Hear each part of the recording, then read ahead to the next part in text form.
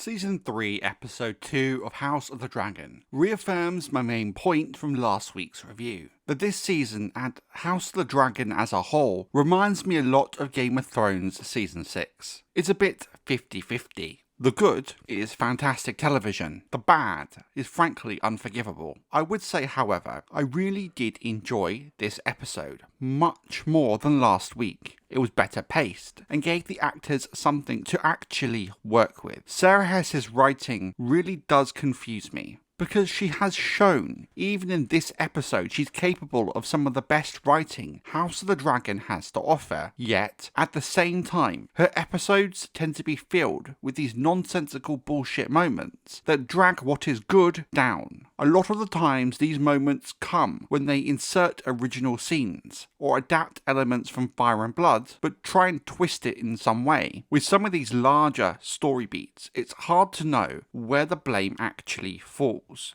Hess as the writer of the episode, or Ryan Condal as the showrunner, whose job it is to oversee the whole story. But despite a few rough patches that were very, very rough, this episode was better than most of Season 2. I think the biggest thing we can take away, actually, is kind of how HBO kneecapped themselves when they cut Season 2 down to 8 episodes. I think Season 2 would have worked much better had Episode 9 and 10 been the Gullet and the Fall of King's Landing. It works as an opener for Season 3, but this should have been the payoff for the slow burn and build-up of Season 2. When you actually think about it, Season 3 is kind of only going to have 6 episodes as a result, and I can kind of see why so many of the key battles have been shown off screen. There physically isn't enough time to do it all, and it's all HBO's fault. None of this would have happened if we'd had 4 seasons of 10 episodes as planned. The Gullet for me has been redeemed very slightly, as it seems the Dragonseeds have indeed turned up at the very end to finish the job. Would I have preferred to have them actually in the battle? Yes, but I do appreciate the show making a token effort to try and unify itself with the book somewhat. I guess it makes sense as well, given the battle isn't actually over when Jace dies, so having the Seeds finish the job low-key kind of works. There's a real sense of tension on Dragonstone as Jace's body is carried through the castle, as each person arrives, realising the severity of the situation. The sheer look of despair on Sir Lawrence's face as he realises what he played a part in allowing to happen. He failed at his job of being a Kingsguard, even if he was low-key manipulated by Jace to do so in the first place. I think if any actor is vying for an Emmy this season, it will be Emma Darcy, whom gives a hell of a performance when she finds her son dead. I think we as viewers get a true sense of a mother's grief. We have to remember as well that timeline-wise, it still hasn't actually been that long since the death of Lucerys and the stillbirth of Visenya, so the sense of loss for Rhaenyra in this scene is profound. I really do hope this moment will be the genesis of the show maybe following her book arc, and that they don't shy away from depicting her mental decline, because it's at the very core of the tragedy of her character. I still don't know how I feel about Rhaena taking the place of Nettles. My gut instinct is to hate it. But what I will say is, performance-wise, in this scene, it was very good. Maybe her best performance in the show so far. I never really cared for what the show had done with Rhaena that much to this point, but I did enjoy this scene, and it was mostly down to the performance. I do love Sheepstealer just chilling in the background. It low-key reminds me of my dog waiting at the kitchen window, wanting to be let in from the garden. It does seem that they will be focusing on the part of Nettles' arc where she's rumoured to be Daemon's daughter, which, well, given Rhaena, kind of makes sense, I guess, but I do wonder how far they're actually going to go with it, and how much of Nettles' character arc are they actually going to try and transplant onto Rhaena, while still keeping Rhaena, well, her. I don't hate this as much as I thought I would, but I still would rather have had Nettles. Now, for my first of the big 3 issues with this episode, the cutting of the Fishfeed is absolute madness. The Red Fork, fair game. Acorn Hall, fair enough. but cutting the fish feed is crazy. One of the 3 or 4 most brutal and bloody and iconic battles of the Dance of the Dragons is reduced to a song. I had a really bad feeling it wasn't going to make the cut last week. I think it's a casualty of the episode count dropping to 8 per season. But at the very least, I thought we would at least have seen the horrific and bloody aftermath of the battle like we did with the Burning Mill. It's like they just speed ran the entire Riverlands campaign. You can't do every battle, which is fair. But if they can find time for so many other pointless scenes last season, and even in this episode, they could have spared 30 seconds for something akin to the fish feed. I saved this comment from Reddit because it really summed up how I felt about the way House of the Dragon is, well, managing the actual Dance of the Dragons. You know, the whole war they're fighting, Battle of the Burning Mill? No, you just get the aftermath of it. The fish feed? How about a song instead? Butcher's Ball is just going to be an email at this point. Now, I know this commentator is joking, but seriously, I am really worried about stuff like the Butcher's Ball at this point, given how so many of the other battles have been treated. I will say this, Matt Smith has nailed Daemon in my view. He's been consistently the best actor on the show, even when he's tripping balls in Harrenhal for half a season. Matt Smith got a lot of shit when he was cast, but given his work on Doctor Who, and the range he showed playing the Doctor, I knew he was capable of nailing Daemon, and the complex character he is. Is this the first time we've seen a dragon drink? I think it makes sense, but I could just never picture it until now. I can kinda see what they're trying to do here with Alys Rivers, and can see how they're trying to weave in her book plot with her desire for Harrenhal. They seem to be doubling down on the mystery of her age as well, and she very much does seem to just be Team Alys at this point. She tries to work Daemon to get what she wants, Harrenhal, but while Daemon very coldly shoots the idea dead. So what is Alys to do next, I wonder? Maybe play a different one-eyed angle? For me, this is how you take a character from Fire and Blood with a shell of a story, don't get me wrong, an interesting story, but a light one, and develop it and expand upon it to make it something more fleshed out for television. And that's exactly what's so frustrating. They are walking that line of adapting Alys from the book very well, and have shown they can adapt the source material in a compelling way without the need of subverting expectations or calling it maester propaganda. I'm so glad we're getting a lot more of Alan this season. They've given him so much more to do. Both Adam and Alan have important roles in the story, and I felt they didn't do near enough with them last season in terms of building their core relationship with Corlys, which is so vital to the narrative towards the back half of the Dance of the Dragons and beyond. More importantly, we actually have Alan and Baela interacting, which makes me wonder if they will be pulling some stuff from later in Fire and Blood forward into the dance to give the characters more to do. I'm trying to keep it as vague as I can. I've learned over the years, despite the video clearly talking about the book plot, a lot of non-book readers do tend to fall into these reviews on accident. I don't want to spoil too much, but if you've read the book, you know exactly what later elements I'm talking about. It looks like we have our 5 seconds of Aegon this week, which is more than I thought we would get given how light his story is during this part of the dance. One thing I will say, I did not expect them to escape the guards so quickly, but it is what it is. And I do like the fact they're going to Rook's Rest, obviously to look for Sunfire, which has potential to work better than the book plot if they handle it right. But as we know from the 50-50 nature of House of the Dragon, it's a risky and big if. The scene on the beach between Corlys, Baela, Adam and Alan is maybe my favourite of the episode. It's so nice to see these characters really start to form bonds, something that's going to be so vital later in the story. I did not expect to get Corlys agreeing to legitimise Alan in this episode. I assumed we would get that once they arrived in King's Landing, and there might be some kind of conflict there with Rhaenyra, but maybe I preferred this more private, personal manner. I do wonder if Corlys will actually still petition Rhaenyra to legitimise Alan during one of her first court sessions. I also wonder if they're going to legitimise Adam per the book as well, and if they might use that as a means of conflict within the Dragonseed storyline with Ulf and Hugh. I don't care that much either way for these scenes of Alicent trying to convince the Goldcloaks to allow Rhaenyra to take the Red Keep, but frankly, I have little energy to care about the dumbest storyline the show's concocted. Alicent and Rhaenyra's plan was always a really silly idea this late into the war. But the fact that Alicent is trying to get the Gold Cloaks on side hours before Rhaenyra arrives is madness. But given the Gold Cloaks are loyal to Daemon anyway, thanks to Ser Luther, if they were really gonna show a scene like this, I guess it makes sense to do it with a faction that can easily be turned.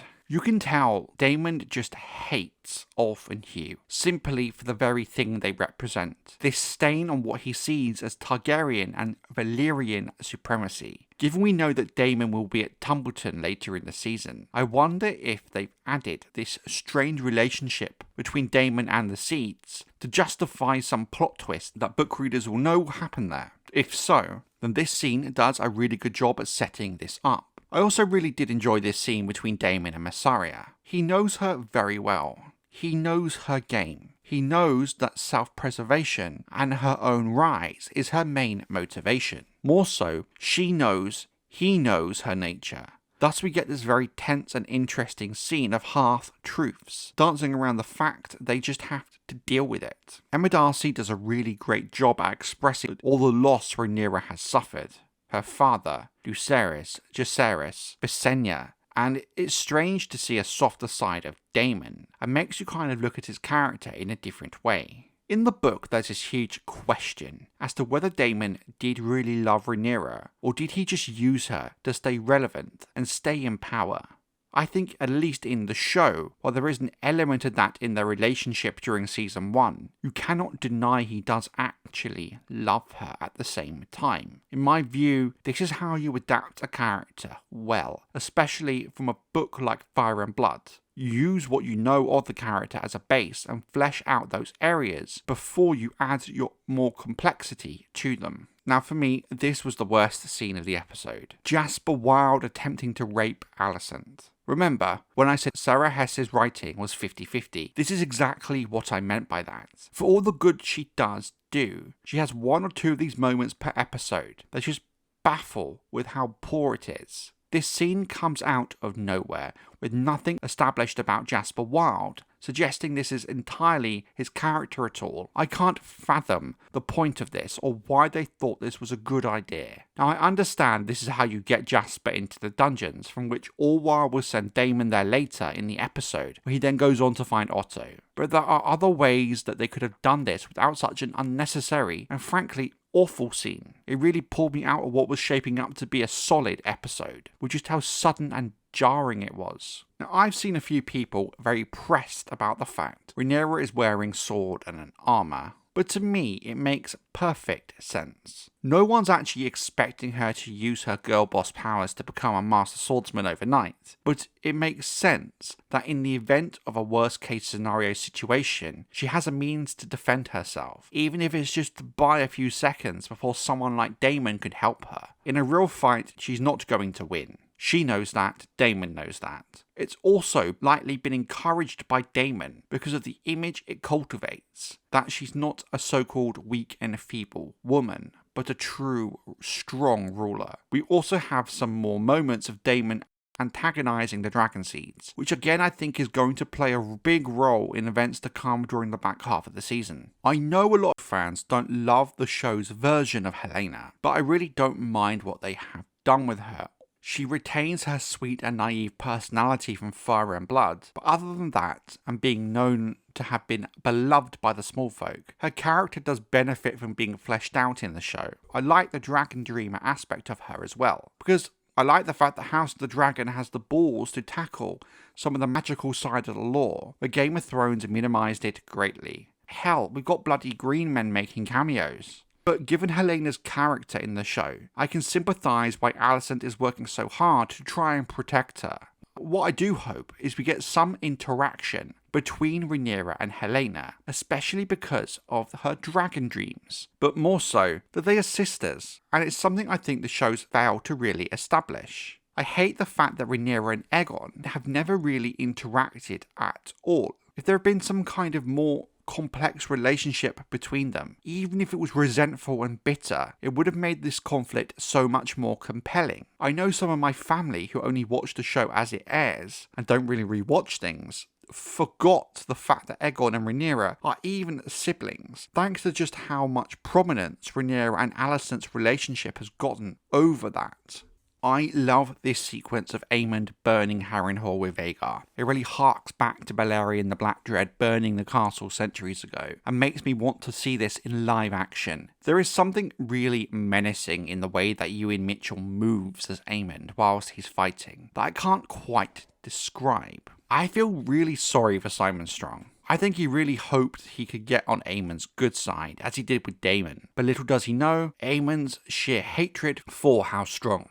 I think it was such a smart move to flesh out Simon's character as Season 2, and one of the very few things they did get right with the Harrenhal arc. He was fun, and he was funny, thus his death just hits harder than it had any right in doing. I honestly felt more sorrow at the loss of Simon Strong than I did with Jace last week, which really speaks to how badly they handled his character development in Season 2, which is where we really should have got to have known him. Now, I've seen a lot of fans upset with how easily Aemond gets wounded while fighting the Strongs, given he's supposed to be this great warrior, but I actually think it kind of makes sense. Aemond is inherently an arrogant and overconfident person, confident in his own abilities, who thinks little of anyone from House Strong. Thus, it wasn't him fighting 100%. He was playing, taking it easy, which led to him getting complacent and letting his guard down due to this overconfidence. It does fit with the character he is. I think it will also help explain why he's intent on killing all of the Strongs at Harrenhal, why he would then go on to spare Alys, given her rumoured strong connection. If she saves his life, it does change things for him in terms of her strong connection quite a lot.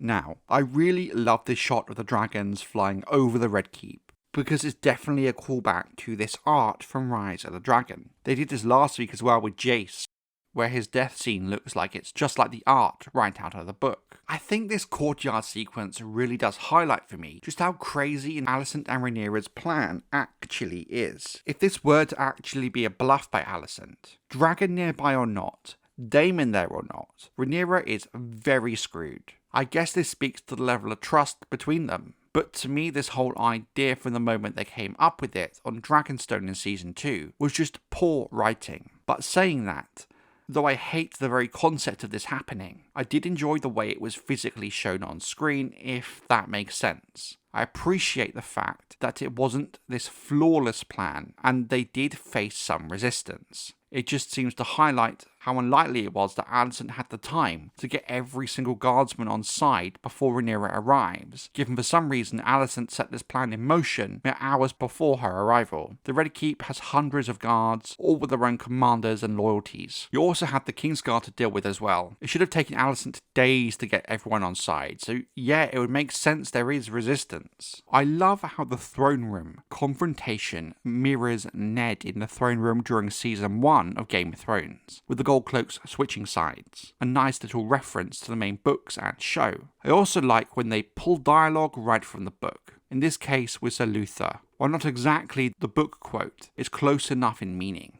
So it seems the whole Jasper Wild scene with Alicent from earlier's sole purpose was for Orwell to know Jasper was in the dungeons, so he can tell Daemon, whom, while in the dungeon, is told by one of Larys Strong's spies that Otto is also in the cells. All a bit convoluted. Could have easily have just had Jasper arrested and taken to the cells, while there Daemon then gets told about Otto. To be honest, this whole Otto being in the black cells thing is also really convoluted. I assumed, like many fans, that he was going to take Hobbit Hightower's place in Season 3, and we would still get his book death, but much later on in the war. So yeah, this was a surprise. I assumed that Larys' men captured him as he tried to flee King's Landing. I'm assuming they needed Otto out of the way for the bulk of Season 2 and the start of Season 3, because if he is around court like he is in the book, even if he's not the Hand, Alicent's plan makes even less sense. Now she's selling out her sons and her father. Otto would have seen all of this happening, and I doubt Alicent could have got control over the Red Keep. Otto being in the black cells feels really forced, just so the writers can facilitate this ridiculous Rhaenyra Alicent plan. Now, there's a lot to break down with Otto's death. It's kind of close to the books, closer than I assumed we were going to get given. I thought he was going to be part of the Tumbleton arc this season. What's not clear here is the writer's intent. Having Daemon make Rhaenyra kill Otto makes sense in the fact that she needs to prove herself to be strong, given her gender, that a good king, or in this case queen, delivers justice to her enemies. What we see is Rhaenyra really struggling to do this, with her reaction to it, almost making her look weak. It almost achieves the opposite of what I think Daemon was going for. It doesn't make her look strong. It doesn't make her look queenly. It makes her look vulnerable. And that's what confuses me slightly. Did the writers intend it to come across like this? Did Sara Hess think she wrote a powerful, cool moment for Rhaenyra? Because from my point of view, it did the opposite. But maybe that was also Sara Hess's intent. Maybe they were trying to make Rhaenyra look that way. Trying to make Rhaenyra look vulnerable. If that's the case, then they did a good job. If not, they missed the mark. Now, given that Alicent is not book Alicent, we don't get her iconic line. The city is yours, princess, but you will not hold it long. The rats play when the cat is gone, but my son Aemond will return with fire and blood. It might be Alicent's most iconic book line. I thought for a moment they were going to give a version of it to Otto right before he was beheaded as a final insult, but I guess that's just too cool. Now, the moment where Rhaenyra takes the throne. Again, I'm not sure what the intent by Sara Hess here was, as that really dictates if this was a good or bad scene. This should have been this iconic, powerful moment, but it kind of came across a bit flat.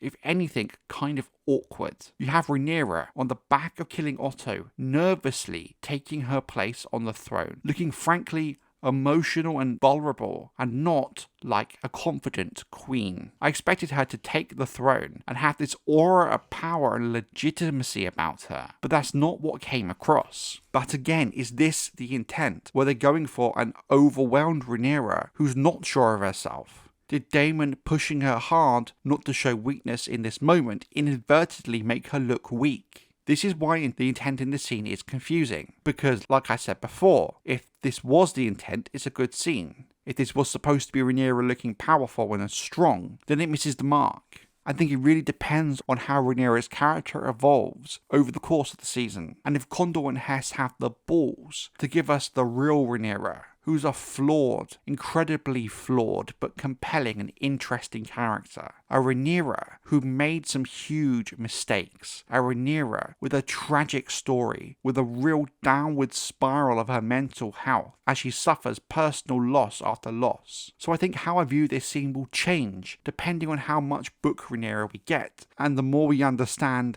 the writer's intent behind this moment. On balance, this was a much stronger episode of television than episode 1. It was paced well. The drama for the most part was compelling. It was mostly well acted. You can tell this was supposed to be the final episodes of Season 2, and HBO really did shoot themselves in the foot, cutting Season 2 to 8 episodes. If these first 2 episodes of Season 3 had been the end of Season 2, I think in terms of general audience, Season 2 would have been much better received, because there would have been payoff for all the build-up. But like I said, Sara Hess is really this 50-50 writer. For every really strong and compelling scene with great dialogue she writes, you get these nonsensical bullshit scenes that do little for the story and don't do justice to the characters involved. The Jasper Wild Alicent scene is a perfect example of this. You remove that scene, nothing is lost. I would argue Otto's execution and Rhaenyra taking the throne was also really messy, with some muddy motivations. Given I gave last week a 7 out of 10, and that I do think this week is maybe the best episode of the show since Season 1, it deserves a higher score, but I just cannot bring myself to give it a 9 out of 10 because of those problem moments. But then again, I think it's more than a 1 point better than last week, so I'm going to have to break my own scoring rules and give this episode an 8.5. Let's just hope in the coming weeks this isn't going to be the high watermark, and things will continue to improve.